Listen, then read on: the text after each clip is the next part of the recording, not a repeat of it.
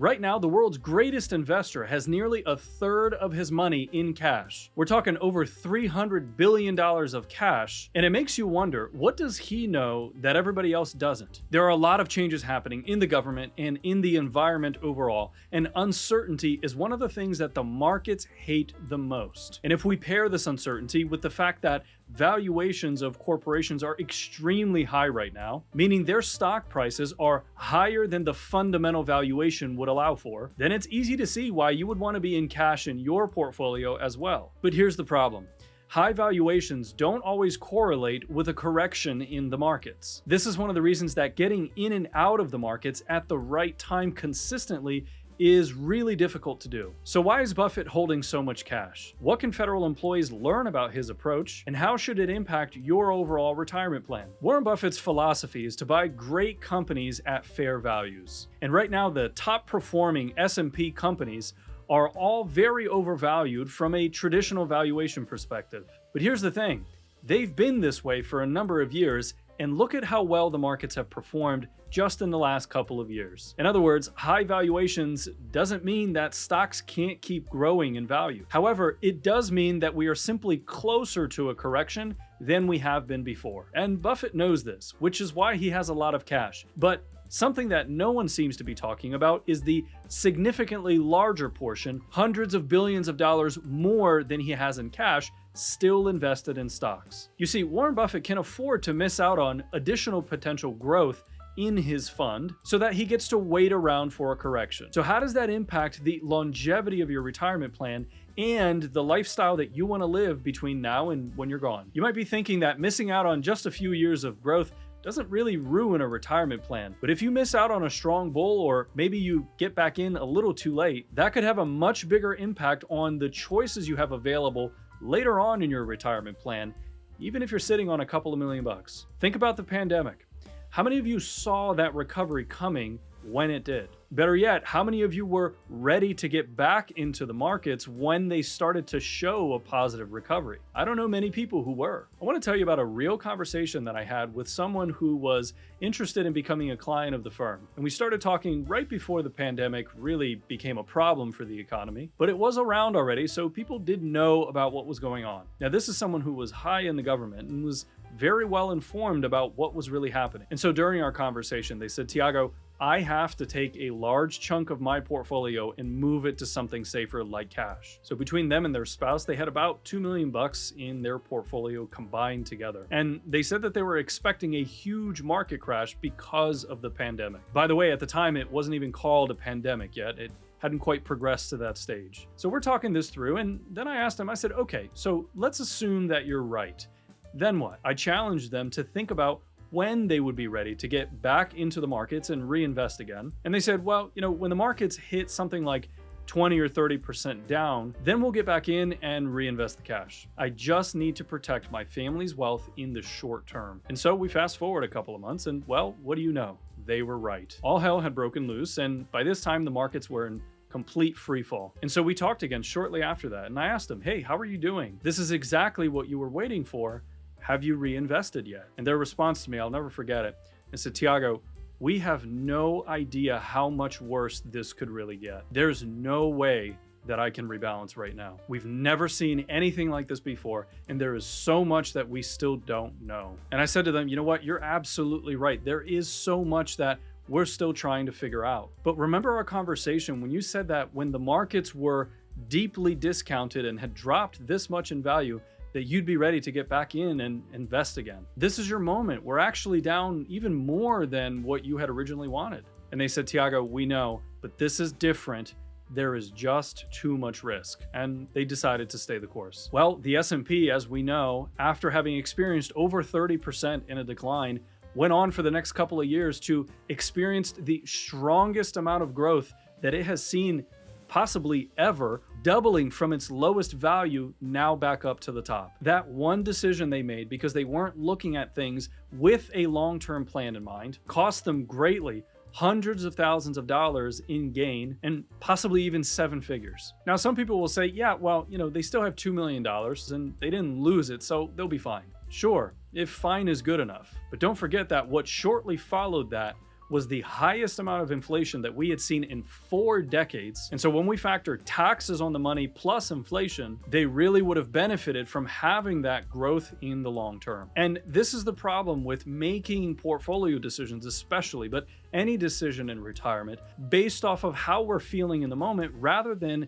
some sort of formalized plan. And here's a great example of something we call the behavioral gap. This chart measures the S&P growth from 2004 all the way to 2023. And if someone were invested the full period of time on an annualized basis, they would have earned almost 12% annualized during that period of time. Now, in between then, we know that the markets were actually all over the place during that time. We had a ton of stuff going on, right? We had just come out of the tech bubble, and then we went straight into the financial crisis. Then we had the pandemic and crazy inflation, so lots of volatility and even bonds that people thought were safe. All kinds of stuff happened during this period of time. So it was a crazy ride, to say the least. Now, if someone wanted to, say, pull out of the markets during that period of time because of all of the volatility that was happening, and by doing so, they missed out on 10 of the best days during that whole period of time, what would their annualized return have been?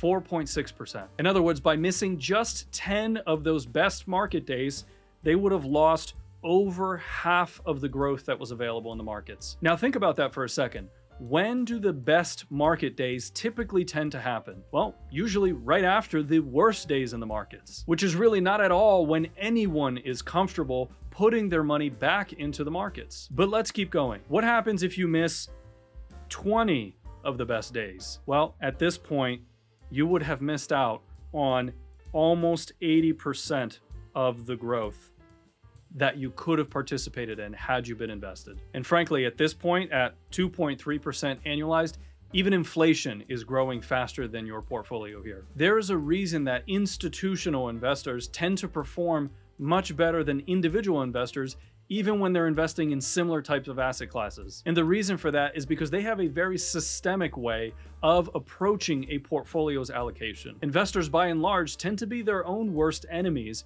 when it comes to making timing decisions about their portfolio. The fact is, we are hardwired, folks, to really protect what is ours and to try and essentially stop the bleeding when things are falling. So it really goes against the grain for you to jump back into the fire when everyone else seems like they're losing money. Now, on the other hand, you can't have a portfolio of 100% stocks and stay completely invested like this throughout the whole time either. Because if you're retired and you're pulling money out of your portfolio, now you're introducing a lot of other variables, in particular, something called sequence of returns risk. In other words, when the markets are falling and you're pulling out money, now you're selling at a loss and making those losses permanent. So when we look at the long-term annualized growth of the S&P, something like 10%, depending what years you look, the fact is that it very rarely returns exactly 10% or even close to 10% on any one given year. It's usually much more than 10%, or on the other side of that, into the negatives, which means you end up losing money. And that's why we've had to develop a process for our clients that determines how much of their money should be in what kinds of assets and when. And this allows them to go through retirement understanding that, hey, there are parts of their portfolio that will be very volatile, but there's other parts that are designed to not participate in that volatility, so they get to still stay retired and doing the things that matter most. That's what we look to achieve with clients when we're looking at portfolios as professionals. One strategy that has been very successful for a lot of families out there is taking a bucketed approach with their portfolio. Now, this is probably something you've heard about, especially if you've watched our show. I talk a lot about it. But one thing that I've come to realize is that many investors don't really implement this the right way. So let's go over this very briefly and how we implement this for our own clients so that you can consider this for yourself too. When you think about your money, I want you to visualize splitting it into various different buckets. And in this example, we're only going to use a few just to keep things simple. And the first most important bucket is what we call your short-term bucket. This is designed to protect you from volatility, uncertainty, and any other surprises that come up that might require that you change your plan. Remember that cash flow, or the ability to consistently generate your retirement paycheck, that's the heartbeat of retirement. So We don't want that cash flow to ever stop. Now, as a general guideline, I usually like to see federal employees keep right around 5 years of their cash needs from their portfolio in this short-term bucket. So for example, let's say somebody requires $8,000 a month that they need to draw from their portfolio in the earlier phases of retirement. Remember that taxes also have to be paid out of this, so not all of this is spendable cash. And in early retirement, people often don't have the ability to tap into Social Security yet. So 5 years worth of this cash need is about $420,000 that we're going to look to hold inside the short-term bucket. Now, will all of this be inside a cash or checking account or something like that? Probably not. 5 years is a bit long to not have the money doing anything for you. So you want to be earning at least a little bit so that you're keeping up with inflation, as well as helping to replace some of the spending that you're doing. So that's where the actual allocation of the account comes into play.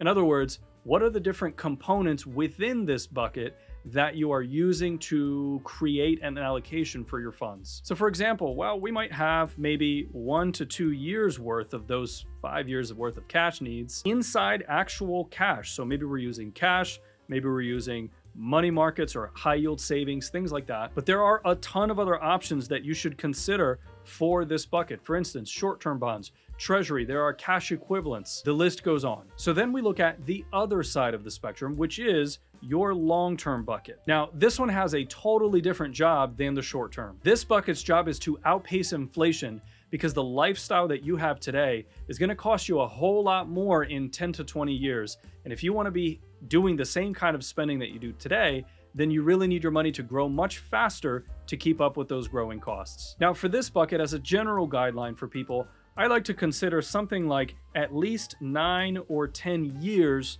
before you're actually going to have use of these funds. And the reason for that is because assets that are inflation fighting often come with a lot of volatility.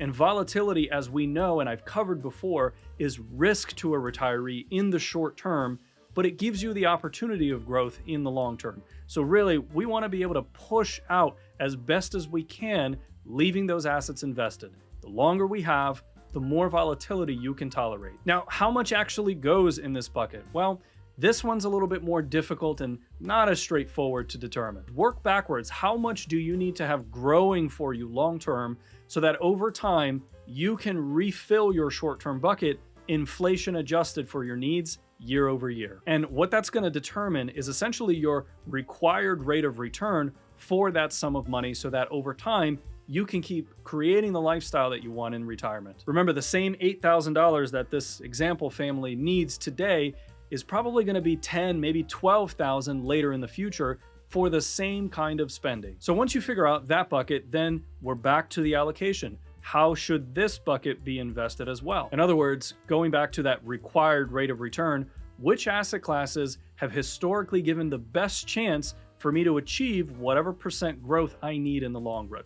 Well, for most people, the S&P 500 is going to be a big part of this, right? I am a firm believer of using that index fund, but it's not the whole picture. There's a lot of other components in the equity markets. There's value stocks, there's growth stocks, there are dividend stocks, there's preferred stocks, there's international, there's global. There are funds of stocks that you need to consider so you are diversifying your risk, which helps you achieve your objectives long term. And finally, we have this middle bucket, or in some cases, it could actually be 2 or 3 in the middle. And this bucket is more of the hybrid bucket. It really does not have a short-term look, nor does it have a very long-term look either. The range of different asset classes and strategies that you want to use for the intermediate bucket can range greatly. And so we're not going to dive too deep into here, but I at least wanted to give you this framework so that you have a sense for how to be thinking about your portfolio. Now, a couple of other things to keep in mind. For example, what changes the strategy over time? Well, at some point, this family is going to get Social Security, right? So now they don't need as much from that portfolio allocation, and that requires a rebalance of those buckets as well. Or what about when tax laws change like they regularly do? The Secure Act has created a lot of new changes. And in fact, we have even more tax changes potentially coming up as early as 2026. And what's most common is, what if our life changes? What if our priorities change and now we have different needs than we did before when we came up with the allocation? These are all triggers for you to go back and take another look at the allocation and bucket strategy that you have for yourself.